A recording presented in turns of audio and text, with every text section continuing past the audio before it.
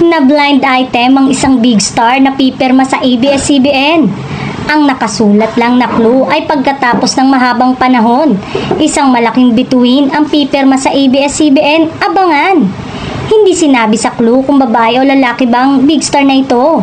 Hindi rin tinukoy kung kapuso talent siya o kapatid, pero may mga hula na ang netizen. Ang hula nila ay kapuso talent ito at matagal na ring nabablind item na aalis na sa GMA Network para lumipat sa ABS-CBN.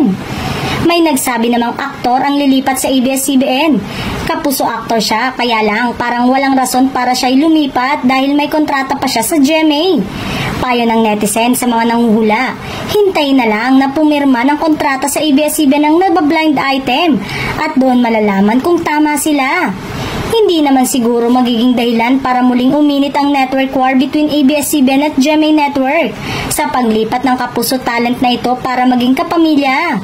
Malakas kasi ngayon ang collaboration power ng dalawang network lalo na at magkukulab ang Star Cinema at GMA Pictures sa second movie ni Catherine Bernardo at Alden Richard na Hello Love Again. Maging ang noontime show na umeere ngayon sa GMA. Kaya naman malaya na makatawid ang mga kapamilya maging ang kapuso sa nasabing show. Kaya abang-abang na lang dahil isa umano ito sa shocking na mangyayari sa mundo ng showbiz dahil marami daw ang hindi mag-aakala.